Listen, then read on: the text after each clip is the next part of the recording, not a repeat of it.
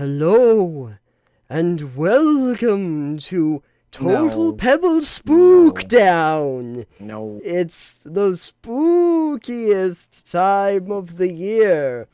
Alex, roll with it. We're moving forward. I quit. Bye. Oh, sorry, I had a frog in my throat. Sorry. What I meant to say, everybody, was that we welcome to Total Pebble Knockdown. It's not Total Spoopy Knockdown. It's not what it's called. I mean, yet. But if you like it, we'll rebrand. We're not really we're not really Yeah. married to anything, really. But welcome to the Halloween episode of the show, All Hallows Eve, whatever you'd like to call it. Those are different things, I know. Don't look at me that way. I know that these are different things. Dia de los Muertos, also a different thing. That's the Day of the Dead. That's also a different thing. Yep. That's totally different. That's totally different. Samhain, though. Samhain. Yep. Which I think one time I pronounced as Samhain, and everybody gave me a dirty Yeah, look. no. It's written as Samhain. Yeah, It is Samhain. it is Samhain. Yeah. So That's like, you did what now? yeah, I did that. Sorry. I sometimes I pronounce things phonetically when I don't know how to pronounce it. But anyway, we are going to be doing this show right before Halloween, and so we have some spooky topics for you. Then I think we're doing a live stream the night before, which I believe is All Hallows Eve. Yes, it would be on Technically. Hallows Eve. Yes, day We'll be before doing that live stream. We're gonna try to figure out what we're doing for it. Yes, we are going to But figure we that out. should be doing a live YouTube thing on there and in the Discord if anyone wants to join us. Hopefully we don't do the thing we did last year, which was bobbing for apples on a really old website. That was amazing. It Do was not terrible. Do not even at me about that. That was amazing. The bobbing apples part. But no, actually, we are totally just doing that again. Oh, God. It's just that again. No, I'm working on figuring out which game I was gonna stream. I have a few options right now. I was either thinking about doing Subnautica Below Zero, because Subnautica is actually kind of spooky. Below Zero I have not played. But if I was looking to go a little old school, which I kind of would like to, I also have Shadow of Chernobyl, Shadow of Chernobyl, which is sort of like a You know horror what'd be survival great game. is any walking simulator game would probably be really good. Oh yeah, walking simulators would be good if I can find one that's suitably spooky. And suitably not FPS wobbly. Oh, FPS wobbly. Oh, yes. Well, like, I would suggest ones that I really like What Remains of Edith Finch, but that's not really a spooky game, That's fine. except for a few... We'll figure it out. Places. We're gonna have a chat. It'll be the TPK Halloween party thing. Yeah, we'll look in my magical bag of tricks and see... We'll what I do might it. We'll be able do to pull out. we'll do a viewing party. It's We'll do a fine. viewing party, that's right. Everybody bring your champagne, and your cheese, and crackers. We'll have a viewing party. Anyway, okay, so our first topic, Weekly Muse. So, like we mentioned, we are coming up on Halloween, and the first thing that you usually see in the news around Halloween is a bunch of news outlets talking about the scariest games you can play right now, or of all time. It is almost a tradition that you Almost have like to they're do. scrounging for things to do. Yeah, they're looking for content, and it's easy content to make. Top 10 lists? Of course we can do that. Oh my god.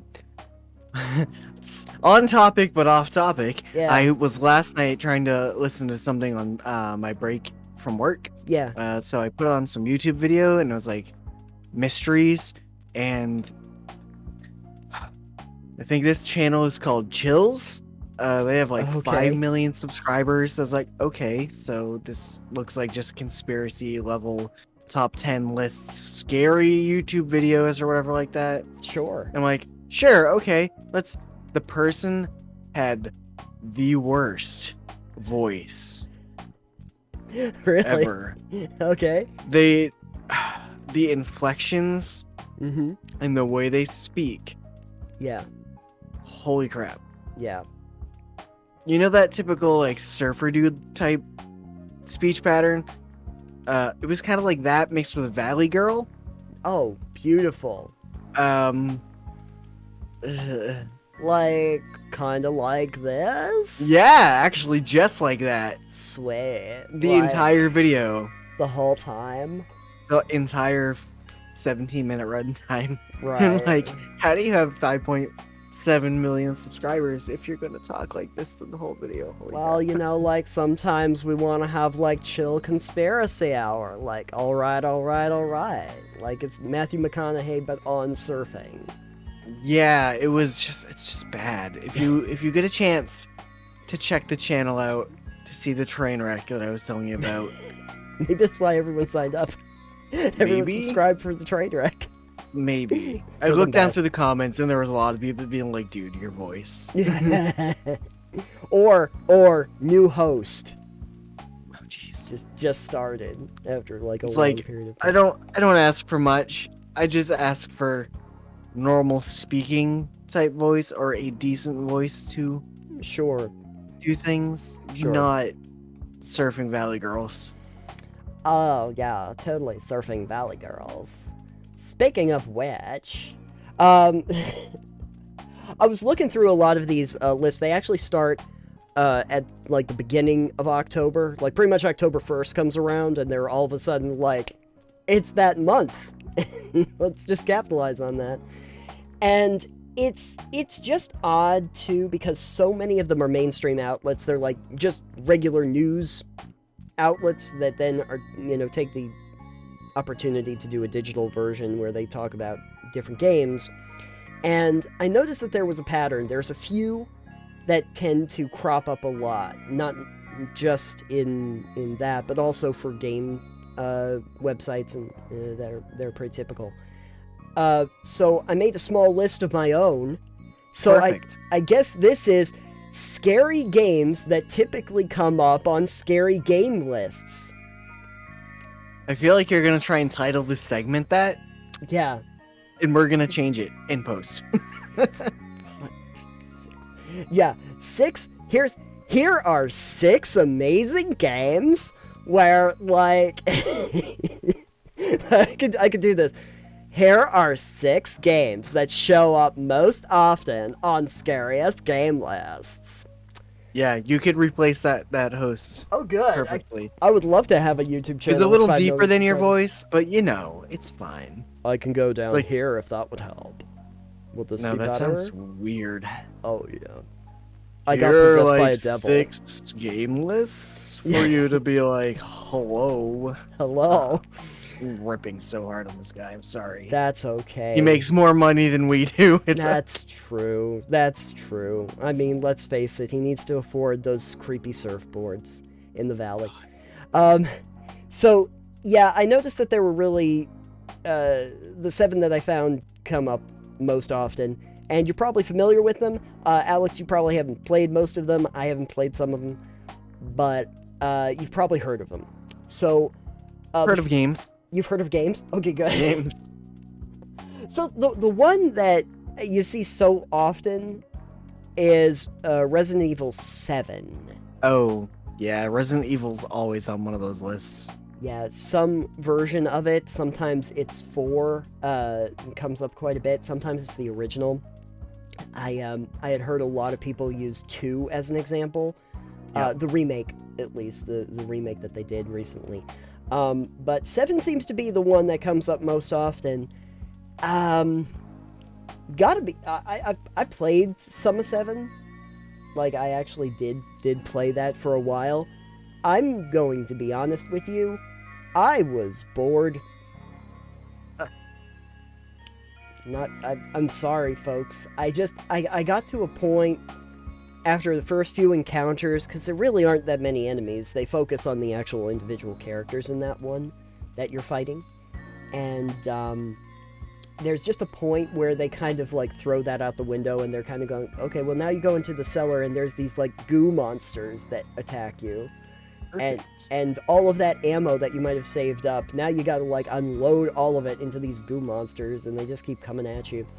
And I tried it once or twice, and I died a couple times.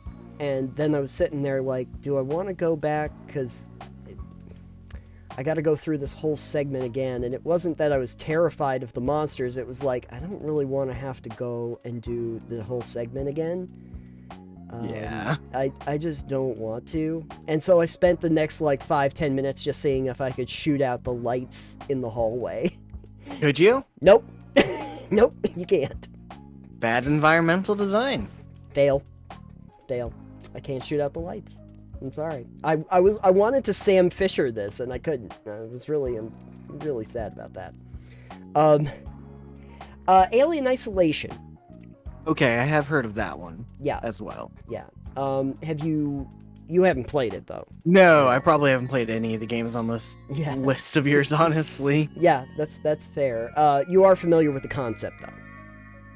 Yeah, isn't that the one where you are hunting? No, you're trying to hide from the alien, right? You are trying to hide from the alien. Yeah. Okay. You're playing Ellen Ripley's daughter, and going on to a space station to try and figure out what happened to her, I want to say.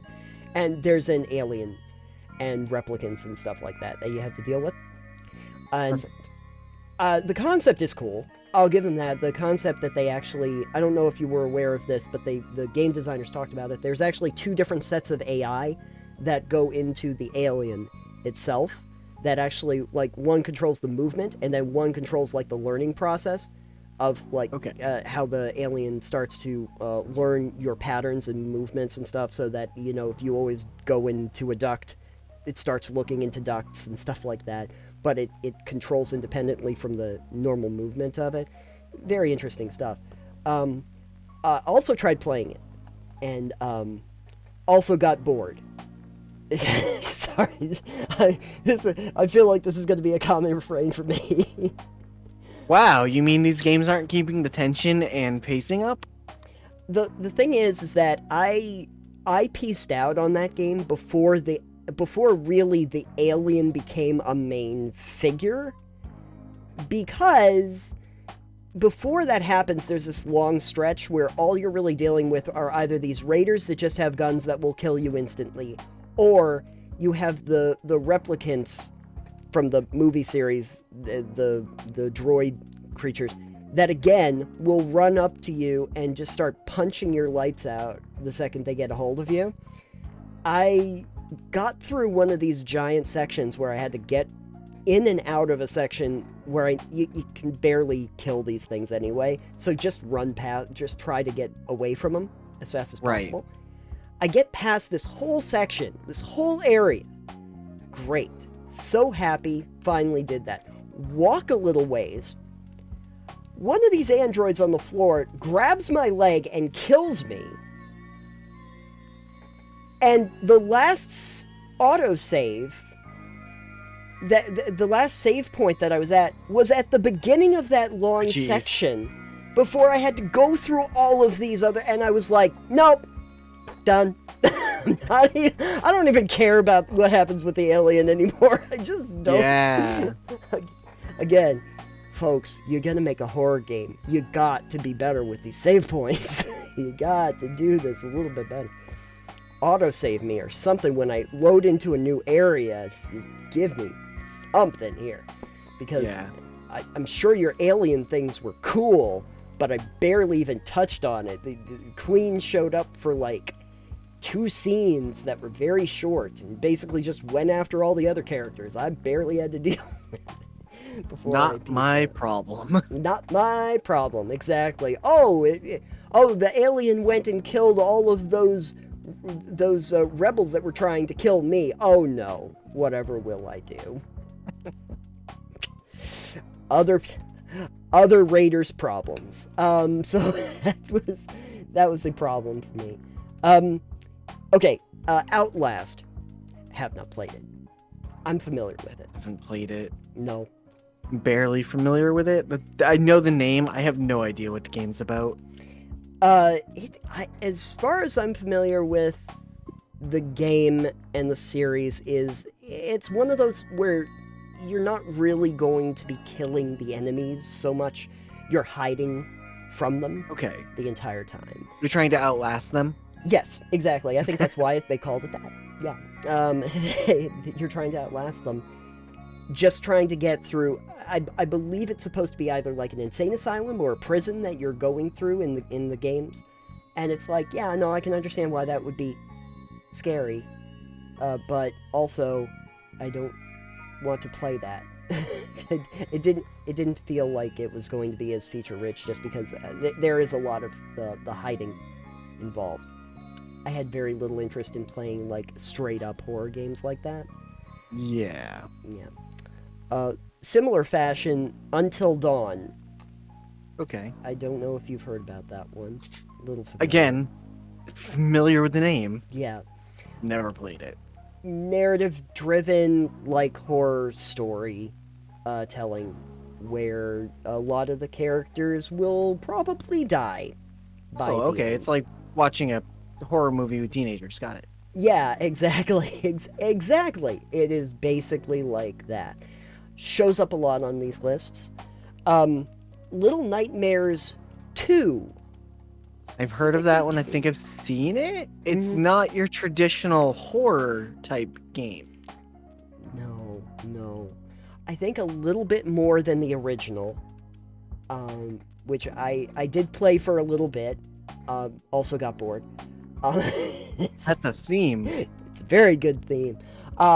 Yeah, I heard that the second one is a little bit more horror focused than the first one. The first one, when I was playing it, kind of reminded me of, like, if you're familiar with games like Inside or, what was that, Limbo or ones like that.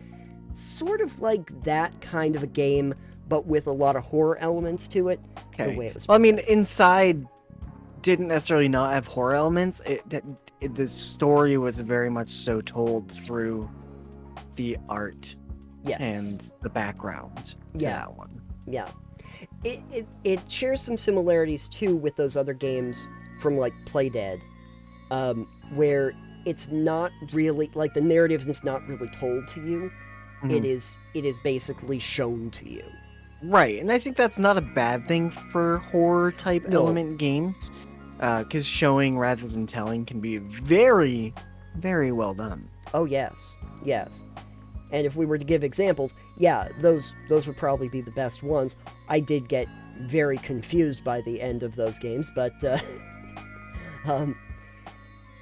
I still cannot really explain to you what the hell the ending of Inside was supposed to be about. Stuff and things. Stuff and things, and giant blob monstrosities of a whole bunch of body parts.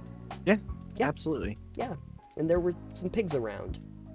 Looked at me weird.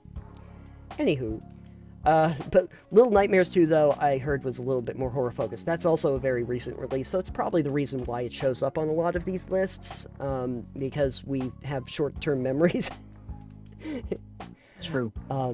And then the one, I think this is hilarious, though, but I saw it so often, Phasmophobia. Well, of course. A, that's really new. B, it's really popular. And it's social games, so you can play with your friends. Yeah. I don't know if it's as much scary as it is kind of hilarious. So I did watch someone recently who had played it in VR. Oh, okay, yeah, no, I'm out for that. I am out for that, yeah. And so in VR, everything is built really, and this person I've actually been recently watching on YouTube, but in VR the game is really well done because everything is built to scale, as if it's properly scaled for a human, not just a video game character. Oh. So all the structures in the house are the proper size, Oh, okay. which is great because it gives you a sense of, oh, this is realistic. Yeah. This is somewhere I could be. Yeah. And then in VR, it's like, oh. Yeah. So that's really good. If anyone's wondering, that is a YouTuber named The Librarian, Oh, okay. I believe. He does. I've been watching a lot of Gmod horror and liminal spaces videos that he does, like exploration stuff in Gmod. Which is really interesting and neat. And just commentates over all of it. But the Phasmophobia one, he played by himself because he's just kind of checking it out for the first time, and couple decent jump scares for him there. Oh, yeah. That he did not expect, which is great. He goes into them blind. Uh-huh. But yeah, he was like, wow, in VR this is really cool because everything's built to scale and like it's feels like you're there. Right. So in VR, Phasmophobia, bit more on the horror point, I would say. Yeah. Yeah. Absolutely. And I think, to be fair, horror VR would be way different than these top 10 lists of scariest games. yeah. Be like, oh no, you want scary? Let's get you this VR title that's actually well done. Yeah. And have you shit your pants. Yeah. Have you ever seen this game? I saw it in VR and I was like, no, this is going to be a hard pass for me too. It was like called Shark Attack. It's a VR game where you're in the shark cage, and like this ravenous shark keeps trying to get into the cage, and you have to fend. No, off. I haven't seen that one. I will say that one of the things the librarian has mentioned too, that water in VR, he already doesn't like water in video games, like having to go in water. Oh, I hate in it. horror games, because it's like, it's a weird Yeah. feeling. He's like, water in VR though. You can just see his arms come up. Oh yeah. When he's with the things in his hand, you see his virtual reality arms come up because he's walking into the water, and Yeah. you see it sensory and you hear it sensory. So the arms just come up in front of him like, it's water, it's cold, and it's just kind of hilarious. But it's like, all right, that's fair though. Yeah. That's absolutely fair. That is fair.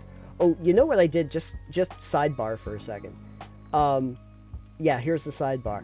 But since we were talking about librarians and we were talking about VR, here's a thought that I had. Wouldn't it be amazing if they had a VR adventure that was just Silence in the Library from Oh my Doctor God. Who?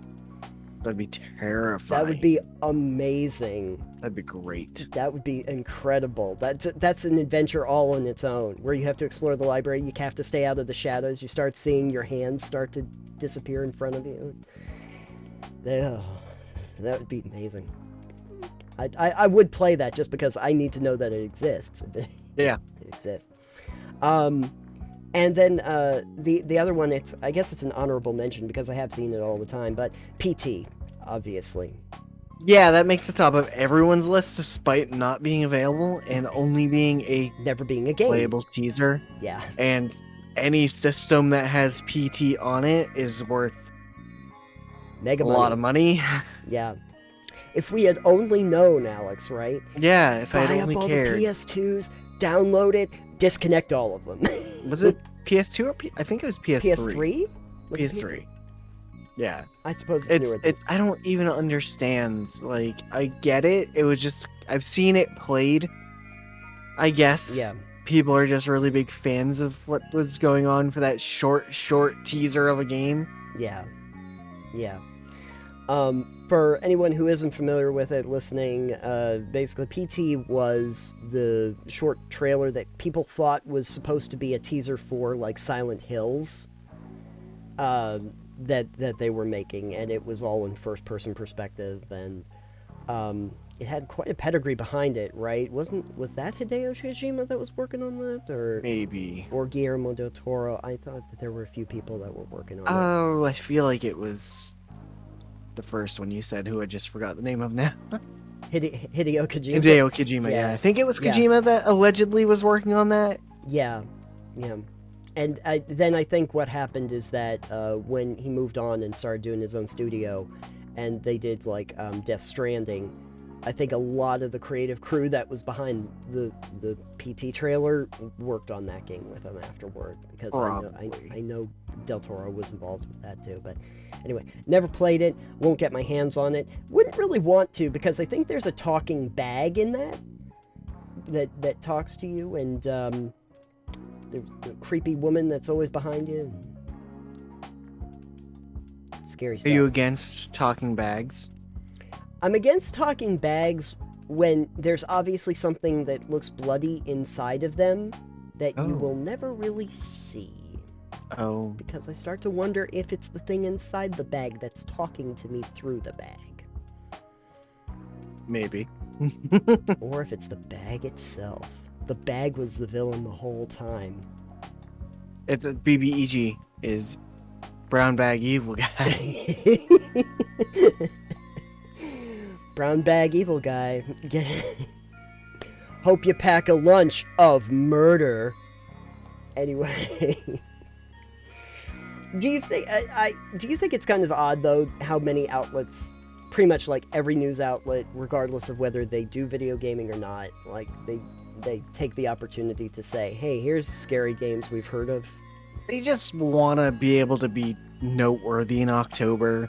Everything becomes fall themed or pumpkin spice latte themed or, it's all about the spooks and the scary and stuff like that. So I can see why they do that. Even us right now are doing a more spooky theme. Yeah. We're doing that type of stuff for this episode. It's just kind of the season thing, I guess. Kind of like around Christmas, everything does, well, not everything, but everyone does like holiday stuff around December. Yeah. So I would like to, do you know if these places do like the top 10 romance games for February? I bet they do. I bet they don't, because it's probably like, yeah, this one's an adult dating simulator. Oh yeah. It might not be necessarily that kind of although I do remember like around February that they usually do have some places that will talk about dating games or Valentine's themed games. We might pick that up in around that time. And yeah, because Nathan loves dating sims. Someone somewhere will have like the top 10 dating sims, and it will always have Doki Doki Literature Club on it. It's inevitable. Can't get away from it. And probably, if they're worth their salt, Lovers of Ether. It'll be the top 10 adult dating games. Oh yeah, absolutely. And it'll just be your sidebar advertisements on some websites that still have advertisements on the side for adult themed stuff. And you're gonna be like, ooh, cringe. Exactly. Hot singles in your area. Do you like video games? Cool. Also over here on sidebar, just so you know. Oh man, we should do a top 10 list of the top 10 hot singles in our area. That'll be scary itself. Yeah, it certainly would, and most of them are imaginary. All of them. All of them are imaginary. But anyway, so yeah, looking forward to seeing what in a couple months when I revisit the list of holiday themed games and what people think are scary. Because I got to be honest with you, I've probably played scarier games than that, which we'll pick up in a later segment. But, yeah. Okay. So, Discord discussions. We need like individual theme songs for these, but we have a background music that is the interlude there. It's the whole thing for the whole thing. Discord discussions. So, you might remember that on the very first episode of TPK, we talked a little bit about Roblox. We did, and how it's a hellscape or a hexscape. A hexscape. That's right. Not a six-sided scape, but a hexscape. Very important to make that clear. One of the things that we touched on briefly, I think you actually brought it up. I did. If only you had known. If only I had known.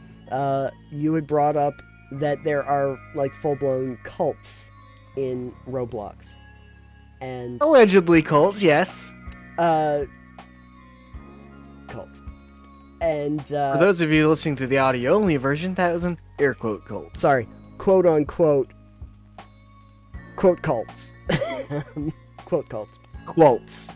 quotes. That's just the name of the episode, is quotes, and everybody has to figure out what that means.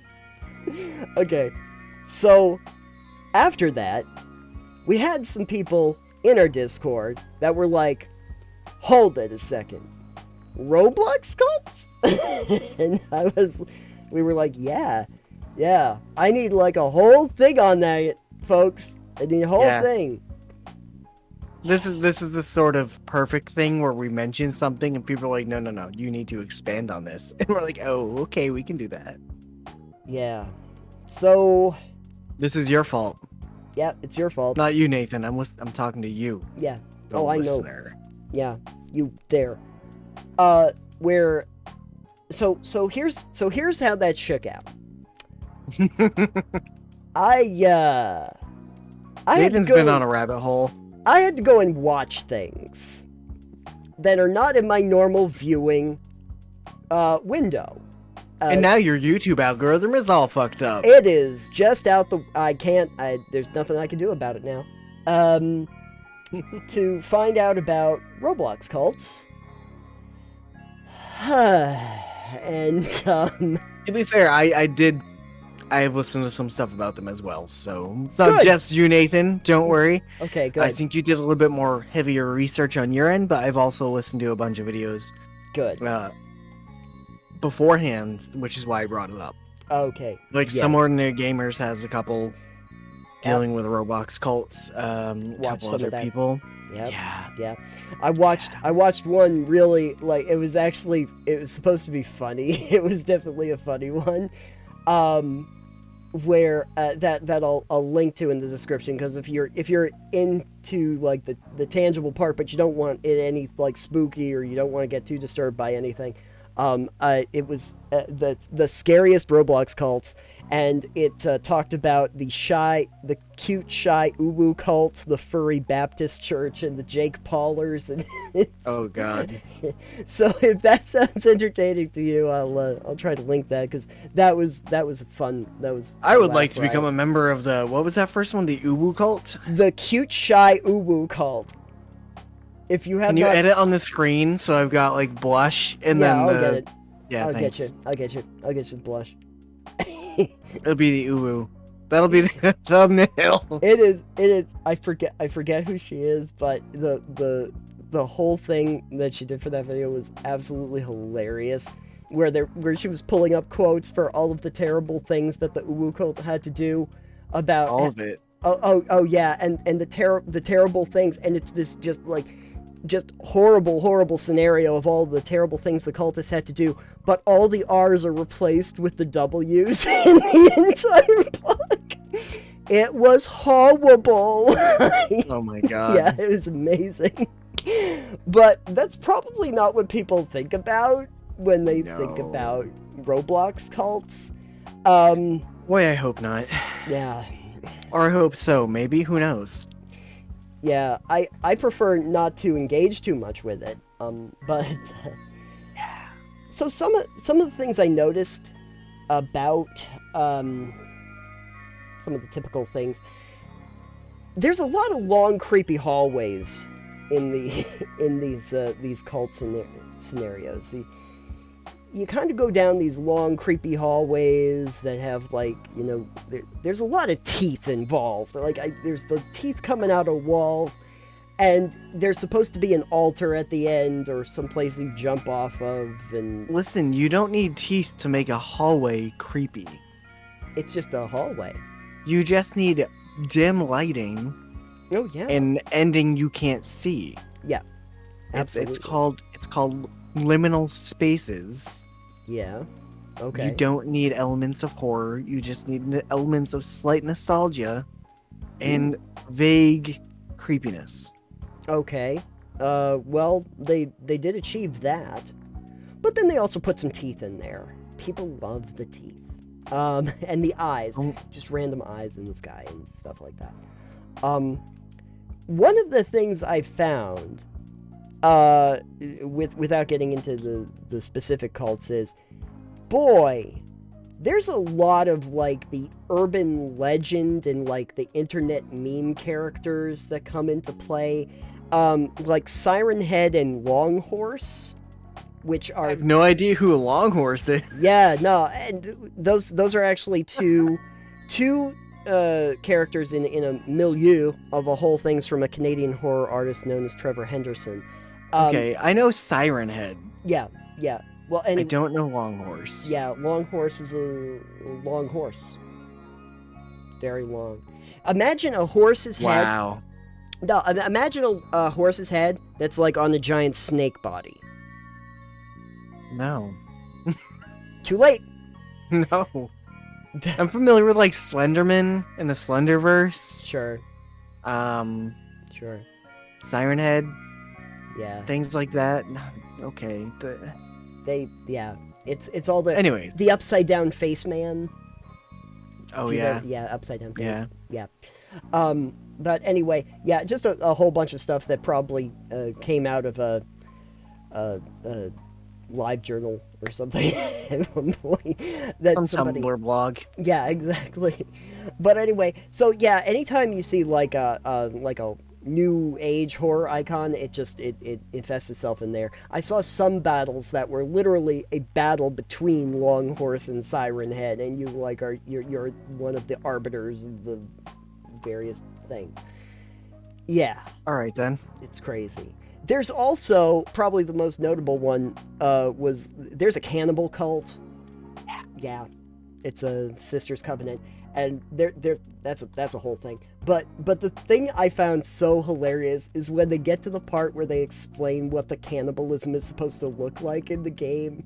It's it's amazing.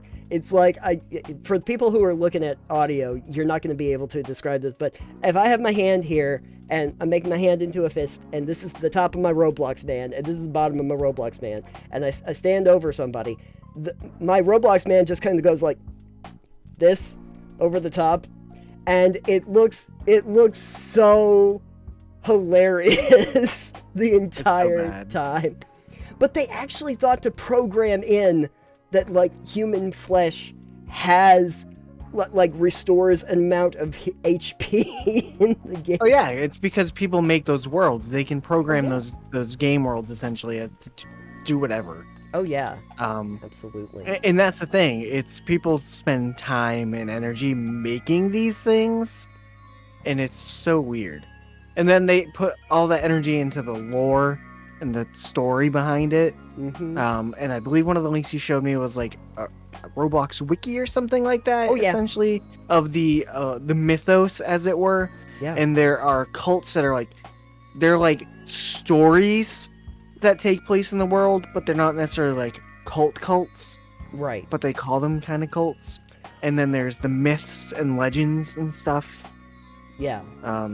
There's the cult family is one of the most famous mythoses, and those are all like they have individual characters that are their name with cult after it, and that's a whole lineage of people and what happened to them and stuff like that, like an actual story arc that I don't really care about, but it's fascinating that they made that. I did get incredibly concerned for humanity, I think, though, when I was looking through this, because, like, I understand the notion of, like, trying to use creative tools to try and make stories and you know, worlds. There's a creative pursuit in it. I'm just confused as to why people thought to make this stuff. These people are cringy. Yeah, okay, so it's not just me. No. Okay. I get a little bit concerned. I think the other thing is, like, I was watching that, and I felt a general sense of unease usually when I was watching a lot of people play those, but I never really felt, like, scared, or more importantly, I never had, like, the sensation like I would with either real cults or those sort of things, or just the general idea of like urban myth, like the Right. ones that we've come up with over many millennia. Things that kind of like inherently hit you as scary.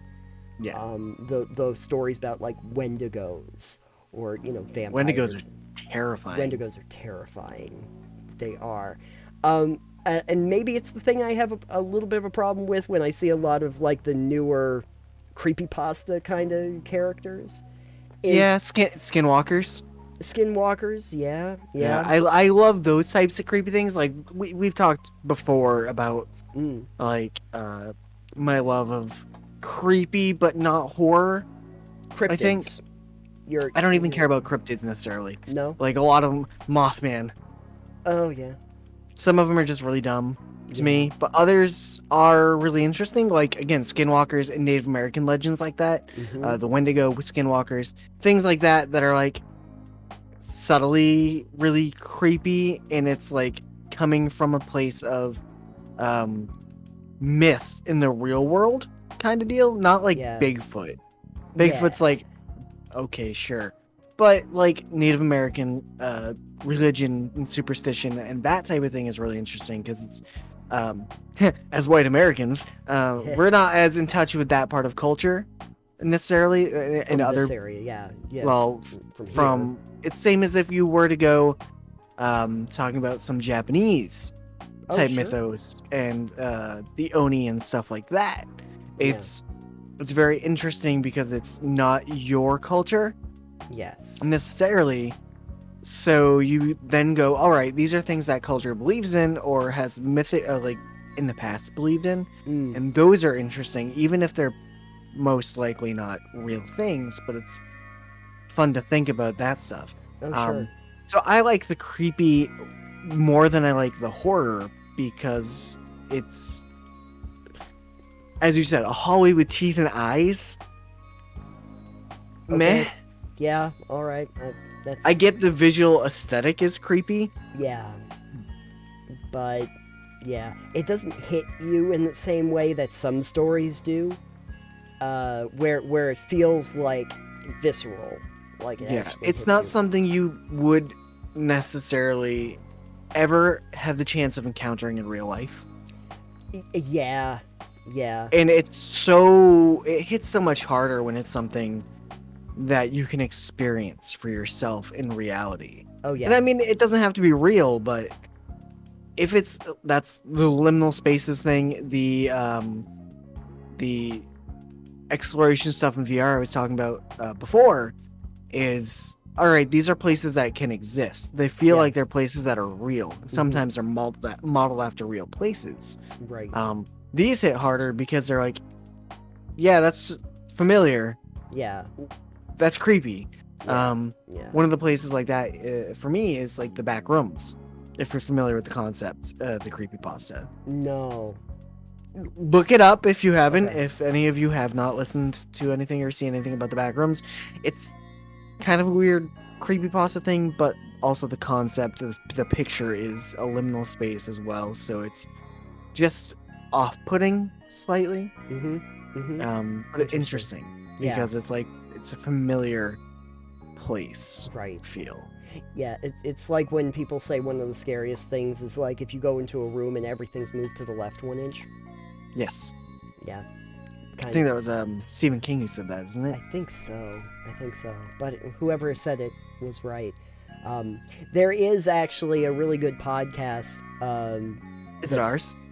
Well, No. specifically on like the mythos that springs up, which was called Lore, from Aaron Mankey. Okay. And lore is a really good one because every one of those episodes are about those like legends and myths about things that are just kind of like just a little bit off to the side. A lot of it though based on actual stuff, actual truths.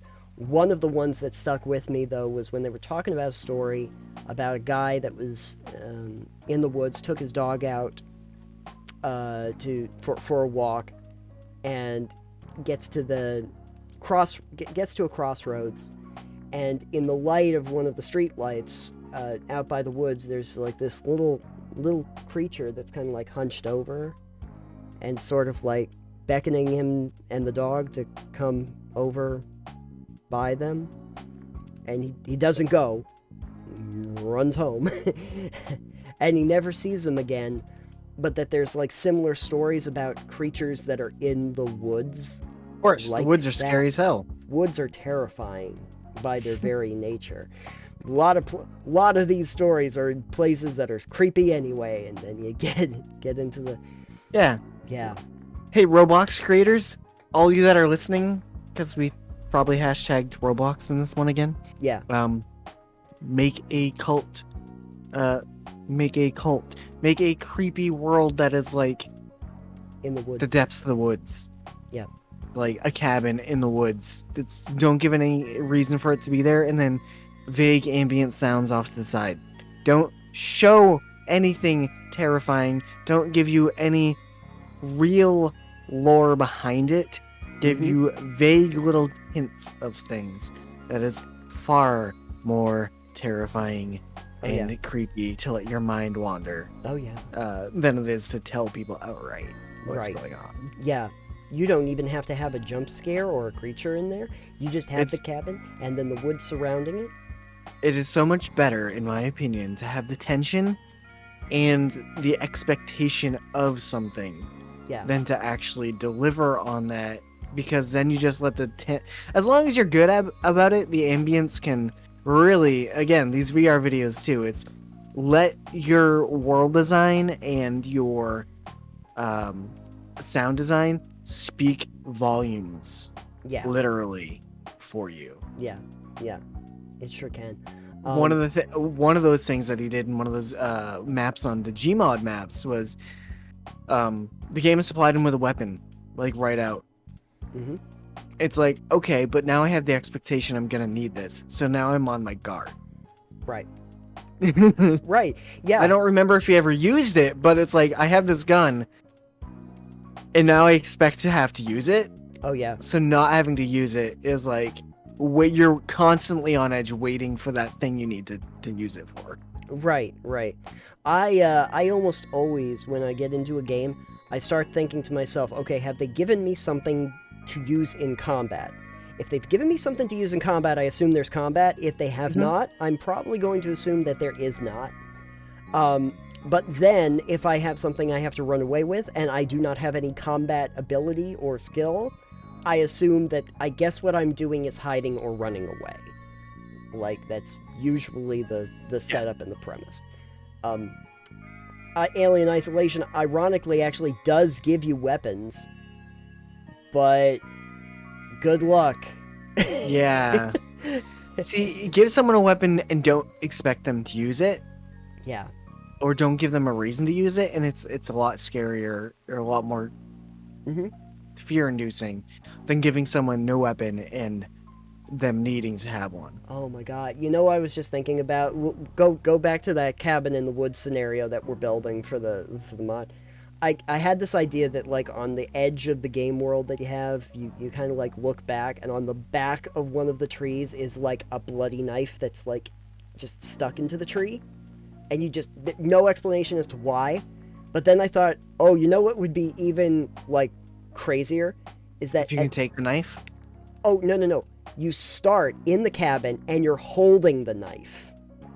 Oh. And you have no idea why. That would be good. That would be... You're holding the bloody knife, and the whole thing is just trying to figure out what happened here, and why am I holding this?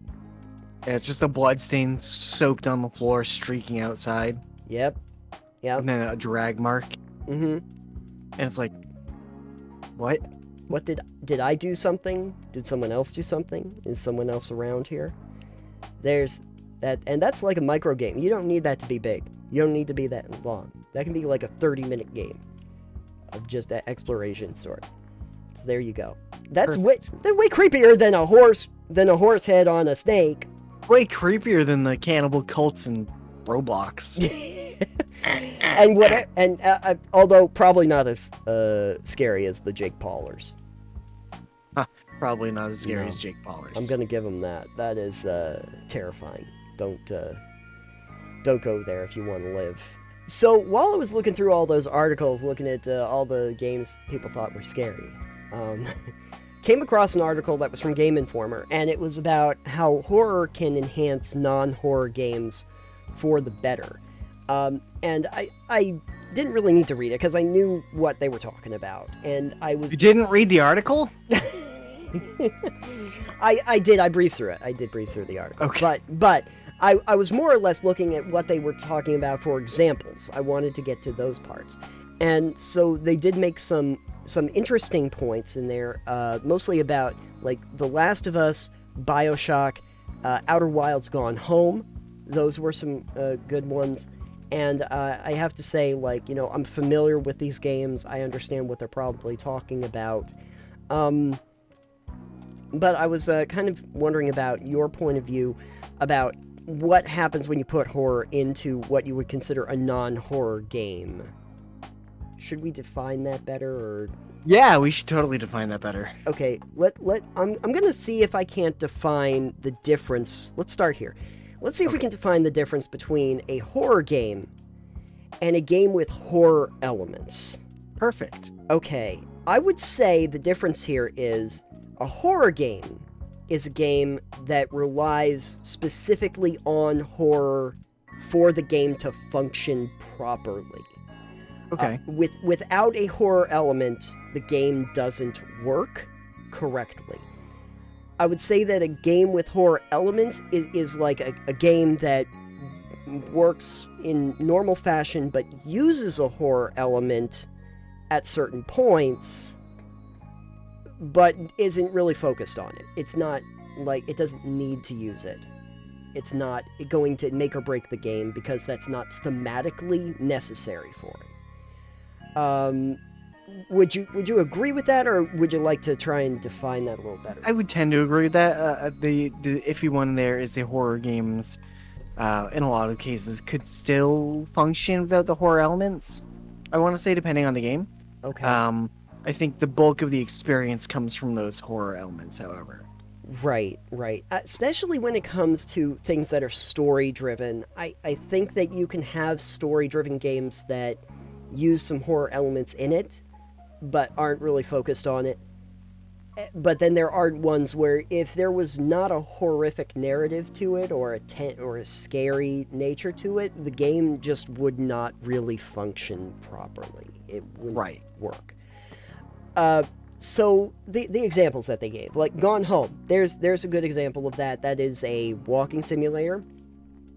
It is there for you to go around a house that is kind of dark. It's your parents' house. They just moved there. There's moving boxes all over the place. You don't know what happened to your sister. You're trying to figure that out. And the house is completely dark, and you're kind of going around turning on the lights and finding out why the generator's not running, and there's, you know, creaks in this house and everything. And then, of course, the very, very terrifying cat video. People who know that that's the biggest jump scare in the entire thing. There's a part you can throw like a little foam ball into one of those, you know, door basketball nets that you put over the thing, and when you make the basket, a cat video on the television just comes on out of nowhere. Okay. It makes no sense because there's like a cognitive thing where it's like, this doesn't cause this to happen, and the rest of the game does. But yeah, that's like the one straight up scary thing. But the idea of going around the house in this dark and creaky old setting that was your uncle's house, and what happens in the back doors and stuff like that has horror elements to it, but it is not the focus of the game. The focus of the game is to try and figure out what happened to your sister and find out her story, basically. Right. It uses the environment to enhance that as a horror element, I believe. It's kind of the vibe I'm getting from that. Yeah. If you were to take, let me put it to you this way. If you were to take the story just by itself, without any of the graphic elements, and they explain the story to you, it would not seem horrific at all. Right. If you had the house and it was all well lit, and it didn't creak and you took out those ambient sounds, it would be like, okay. Yeah, the story still works. The whole story still works. The characters still work. Everything still works. But by adding in the fact that it is this house that you are all alone in, that is this very large old house that obviously has a lot of history to it, that your family had just moved into, it adds this tension that there could be anything around the corner. Right. And so that does enhance the game by giving it a completely different tone, even though the story doesn't necessarily rely on that. The other example, so Last of Us, you might not be familiar with Last of Us, but I have played it. Fairly familiar, never played it. Yeah, you know the concept. Yeah. Yeah. Cordyceps. Cordyceps, yeah, exactly. What if the world fell because of an outbreak of mycelial fungus, basically? And terrifying, actually terrifying, if true. But one of the things is that that's pretty much an action game. Like, you don't really need horror elements for that to work.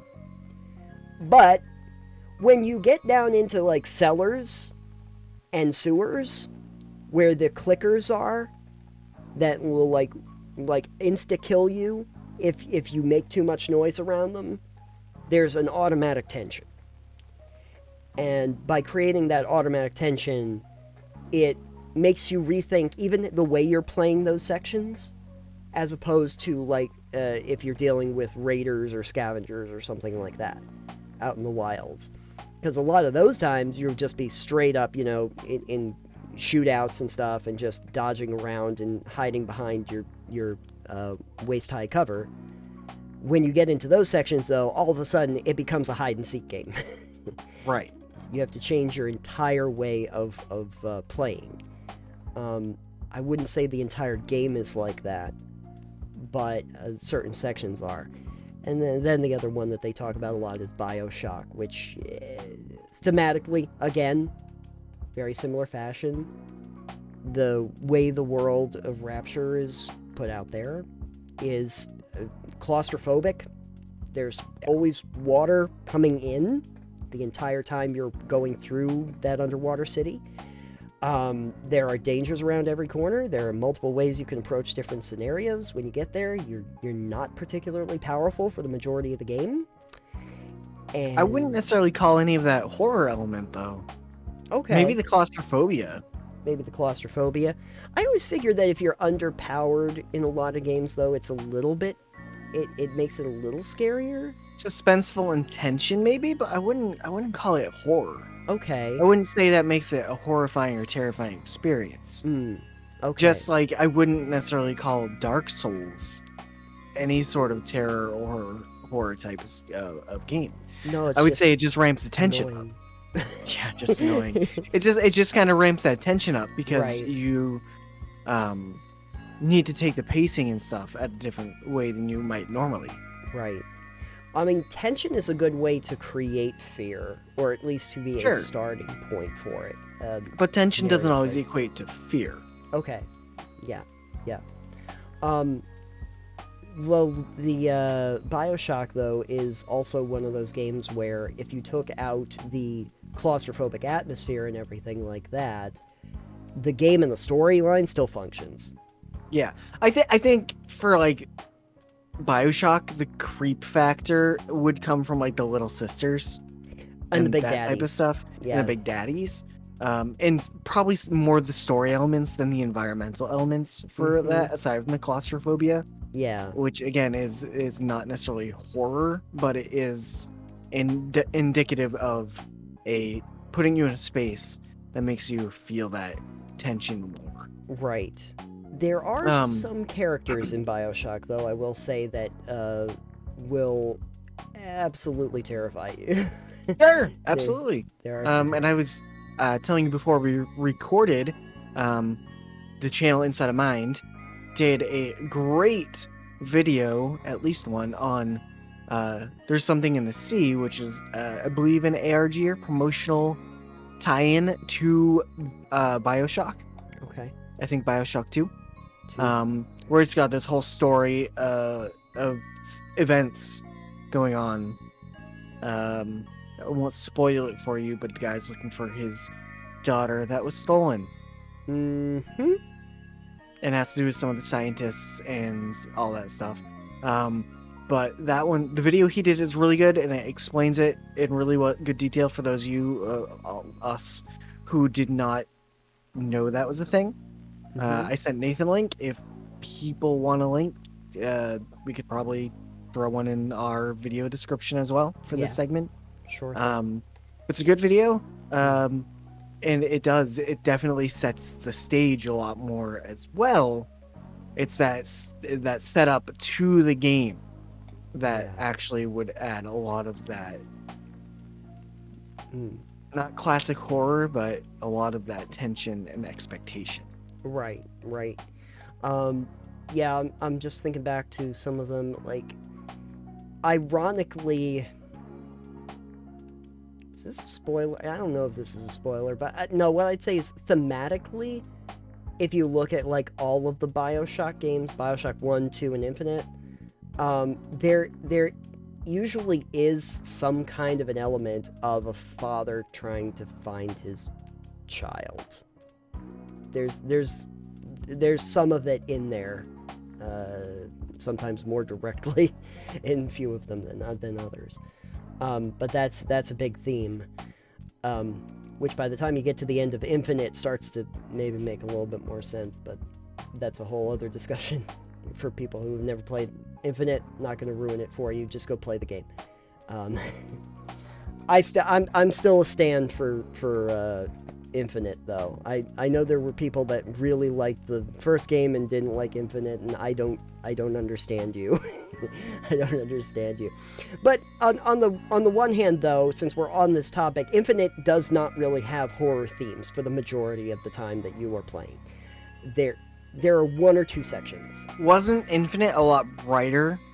Oh, yes. As color schemes and everything? Columbia is completely different than Rapture because it's a city in the sky. It's not a city under the sea. It's not a rundown city underwater. It's a rundown city in the sky and on floating platforms. Yeah. It's a lot less terrifying when you don't have to think about all the pressure that's coming down on you. Yeah.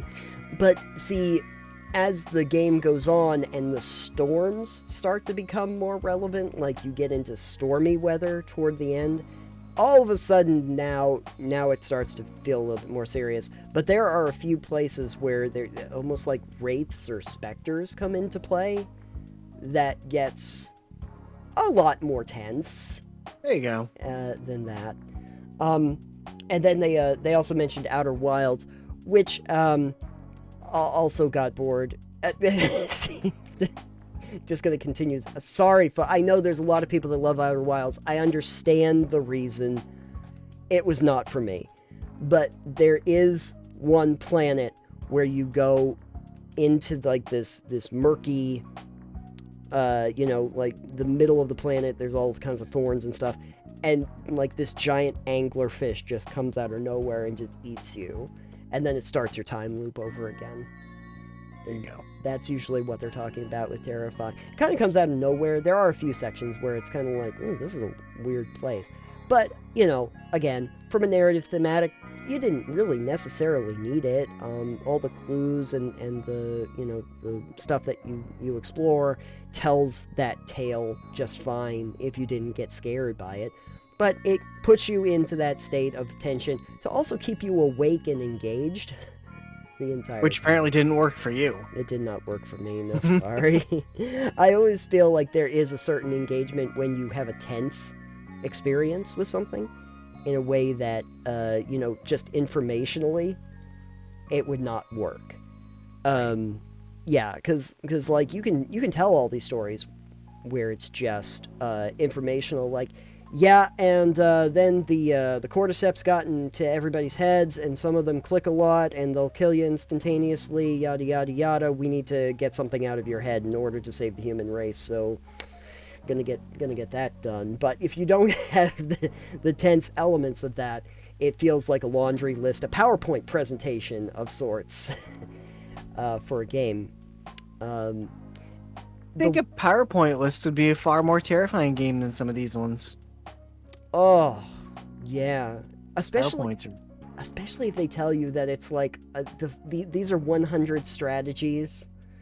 100 strategies to figure out like which bread works best with your caviar or something. I don't think you have bread with caviar, do you? I think it's crackers.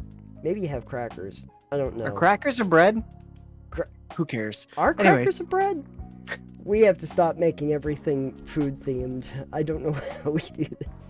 The last episode was all food themed. It was all food all the time. And it was delicious. It's so good. Kobolds. Anyway. That thumbnail for the ham sandwich one? On point. On point. On Beautiful. point. Love it. Nah, great. There was one, though, that stuck in my head when the phrase, stuck in my head, which is also terrifying. You don't want to go in there. It's terrifying. When we get to horror and non-horror games, which was New Vegas. All the Fallout games do have parts in them where it can get a little bit scary, like the Dunwich building in Fallout 3, or like the Salem Witch Museum in 4. They usually have something. But New Vegas was the one that actually had an entire DLC that straight up turned the game into a horror survival. And that was Dead Money. It was the first one that they released. I don't know if you ever played it. No, but I didn't. I've heard about it. I know about it. I've seen people play it. Yep, and it's not even the best of the DLCs in my opinion, but I did appreciate it for the fact that it made that complete tonal change. Yeah, and keeps you there, keeps you at the Sierra Madre for the entire time that you're playing. You can't leave. You're there. Well, you could leave. Well, yeah, but it's game over. But you wouldn't survive. You wouldn't survive. You would explode. You would explode. Yeah, the whole idea behind that, in case anyone hasn't played it, I've played it enough times I can probably tell you the general theme, is you get snatched up from the Mojave.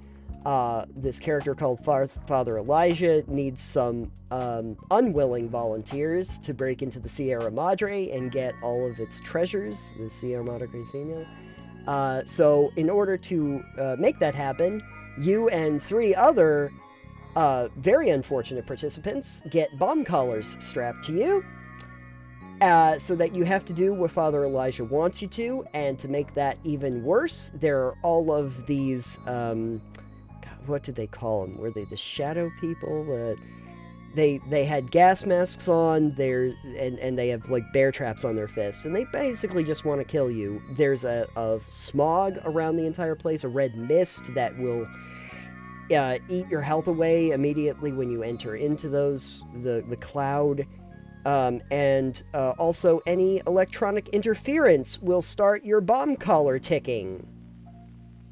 Nice. So there's that. So if you have a radio that's on over in the corner, you have a limited amount of time to either get past it or go and turn off that radio before, again, tick, tick, boom. And your head leaves your body by unwilling methodology. And that's unfortunate. That is the entire DLC is just that. They drop you in, you hardly have any weapons to your name. Very limited ammunition. Everybody wants to kill you,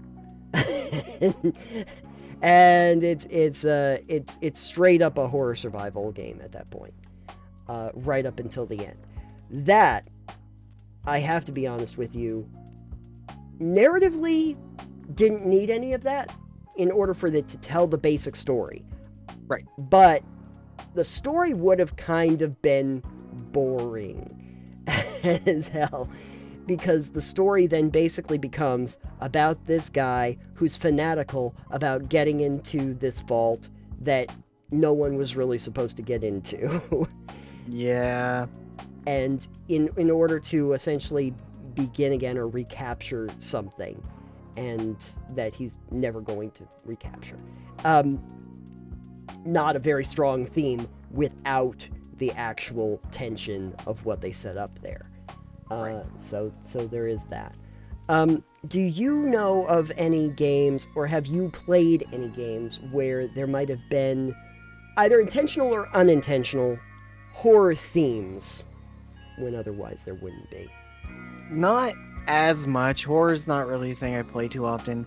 Like, I would say DDLC, but again, that is a psychological horror game. As much as you hated it, as much as I knew that those elements were already there, like, I Right. get it. They were there. The story would have been... Without those elements, it wouldn't have been the same story. It No. wouldn't have been the same game at all. No. So for what it was, it did a really good job. If the delivery wasn't the best because it required you to do things that were unintuitive, Right. for a lot of people. But again, I don't really do a lot of horror so much. I want to look Right. through my games kind of Sure. really quick. Yeah. While you're doing that too, I will say that like DDLC is an example of like I would say a straight up horror game because it really does need that in order for it to function properly. Yeah, it's straight up psychological horror. Yeah. It's disguised as a game that's not, though, which is a good twist Yeah, I still on, love on the genre. I still love the fact that Yahtzee's comment on it was that it is free, and that's probably the best price for it. They did DDLC Plus, that's like $15. Oh, okay. So maybe Um, that would be. But the reason he said that was because chances are most of the people that played it, thinking that it was a straight up dating sim, would want their money back anyway. Maybe. Maybe. I think one game I've got that would do so well with horror elements in it is actually theHunter Call of the Wild. Yeah, we were discussing like if that was cryptids or something like that, you know? Crave and I have discussed, and I think they occasionally do Halloween themed stuff. Maybe? Allegedly, it might be on the classic one. I haven't seen anything about it. I've been trying to keep an eye out, because if they do a Halloween event, I Picking want that to up. play it. Oh yeah. But the game, you know, I've talked about it a couple times. It's a hunting game. And it's got the open world environment where you can explore all of the entire map wherever you want. It's got all the animals. It's nothing really creepy about it. But at night, it's, again, environmental. Yeah. So you're walking through the woods at night, and it's like, can you imagine if there's like a skinwalker in that game? Yeah. And like you just kind of hear, like, occasionally you'll hear growls or howls of wolves and stuff like that from the pumas or Oh, yeah. the lions, and you'll hear that stuff, and the bears, and you'll hear their sounds. Sure. So you're hearing all the animal sounds in your headphones. Yep. Just imagine like low growl of like a skinwalker, Mm-hmm. and then like not expecting it, and suddenly you're getting charged by like some cryptid Mm-hmm. with like the head of the skull face of a deer and these black pits of eyes and these giant talons. Like, that'd be utterly terrifying. Oh yeah. Absolutely. Like, I would love that though. Like, I would be terrified. Oh yeah. it would be a terrifying experience. I've played my fair share of the Hunter. No, you too, haven't. and- okay. No, you I- haven't. Not by comparison, no. Not I by suppose. comparison. Not by comparison. Sort of like Elite Dangerous. I have played it, but not nearly as much as you. But Well, you've played how many hours? Let's see. How many? I don't know. I don't know. You've been playing other games. oh, I have been playing other games. Yeah, you probably see Elix in there quite a bit lately, and also Medieval Dynasty. I'm sure. Yeah. Also the Ascent. Oh, you've played 7.4 hours of the Hunter. Yeah, I played best. That's not a fair amount, Nathan. That's nothing. That's like I've got 240 hours more.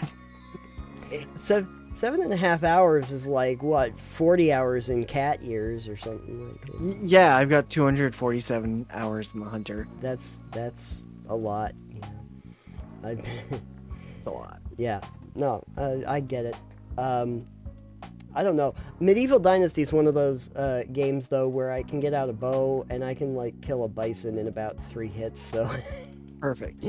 not doesn't, and they kind of just like walk around and wait for you to shoot them most of the time until you do, and then they run away. Hey, I mean, I've definitely killed a bison in one shot in the Hunter. Oh, that's good. I think I used a bow for that one. Oh yeah.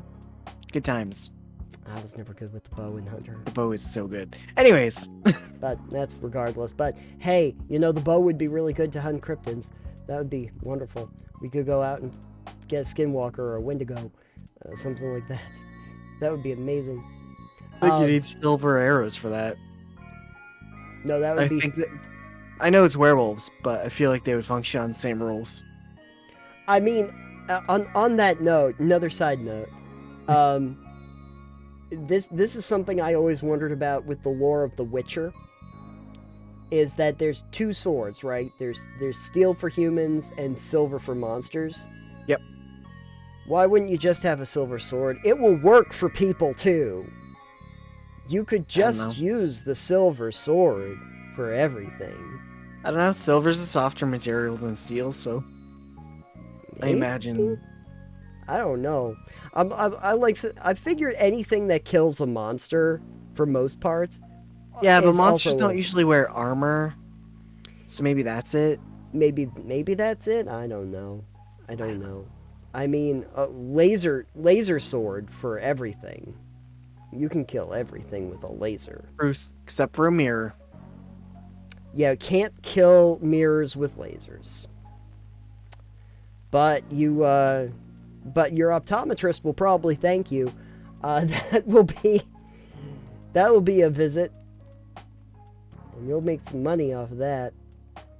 Why don't we just call them LASIK swords? Oh my goodness, I would love to have a LASIK sword. You shine it. The only sword where if you get poked in the eye, it improves your vision. Yeah. Yeah. That's a good sword.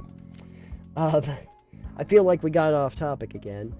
Do we ever stay on topic? Nope.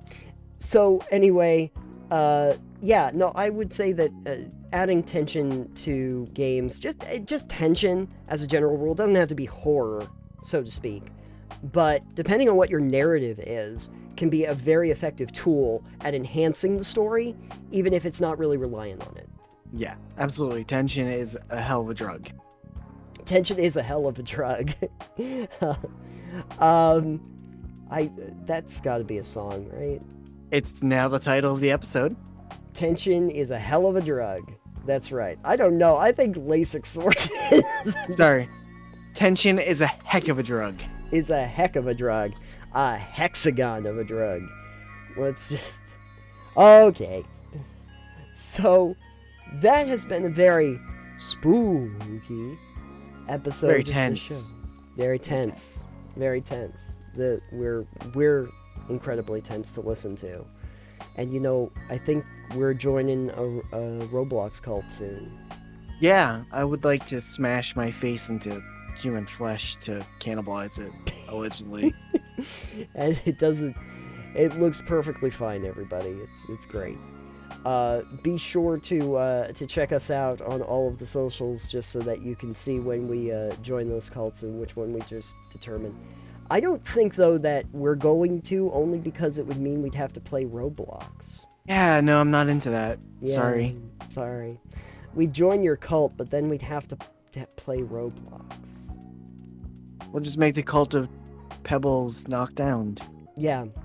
You know no, we're not making a cult. No, we're not. No. It's not tax exempt. Not until you get big enough. Right. Yeah. No, you know what you do is you just, to head this all off, is that if you're going to create a cult, create it in a game that you already play. There you go. You don't create it in a game that you have to join specifically for. Not going to do that. Alex, if folks would like to join a not very successful cult known as Total Pebble Knockdown, where could they go on the internet? You can go to totalpebbleknockdown.com, where there are no cult iconographies anywhere to be found. That is accurate. Even if we had the desire to try, it wouldn't succeed. So, but we don't. So I guess what we can say, the best tagline, a cult-free website. Dig it. It's going to go up on the website. Yep. Cult-free website. Well, except for this one segment where we were discussing it, but that does not endorse it at all. Yeah, you can find more episodes of the show. You can find some of our live streams, I believe, are up there. We have some other content coming out soon. And hopefully we're going to be doing some interviews up there as well. When you go check out our Patreon, we have additional bonus videos. We have full episodes as videos up there as well, if you want to check all of that out. So that's always very good. And you can also hit us up either on our Discord channel, which is a public Discord, it's easy to find, and make sure to check us out on the YouTube channel for the individual video segments, so you can get in bite-sized pieces if you would like it that way. Human flesh chunk-sized pieces. Yes, if you want human flesh-sized pieces of Total Pebble Knockdown, Total People Crunchdown, that's what we're gonna go with now. Toast Pebble. No, I'm trying to think how we can, Toast Point Knockdown. Toast Point and Kale. That sounds terrible. That's not a BLT. You can't make that work. No, it's a TPK. Yeah, Toast Points and Kale is not a good sandwich. You don't want that. So you can find us on all of those places, and there are links down below. And with that, I think we are going to see if we can shout Long Horse into the mirror 5 times. I don't even know how Long Horse works. Oh, I don't know. Apparently it's Red Rum rules. Is it? Now it is. Everything is. Candyman, Beetlejuice, everything. I don't know. That's the power of 3s, Nathan. That's why we've got 3 segments in this video. That's right. You have 3 segments in the video. You have 3 people that can fit on Long Horse. I keep thinking that the only reason they made Long Horse is because a lot of people said there aren't enough horses for people to ride on. We should just make a really long horse so that we can fit as many people as we possibly can on the back of. But I'm pretty sure that Long Horse won't let you ride it. No. That's the scary part. You want to ride Long Horse, but you cannot ride Long Horse. Anyway, we've been stands for the Cute Shy Uwu Cult, and it was horrible. My God. Thanks for watching this episode of Total Pebble Knockdown Ooh Edition. One day I'm gonna figure out what that even means. You don't want to. Thank you for all sorts of new terms. Oh my goodness. Thank you for listening, and we will talk to you on the next one. Goodbye for the meantime. I was gonna say goodbye for now, and then I was like, oh no, wait, that's spiffing. That's spiff. Goodbye for now. Goodbye for eternity. I believe we'll see you in the next one. Total Pebble Knockdown of murder. Yeah. We'll go with yours. Bye. Bye.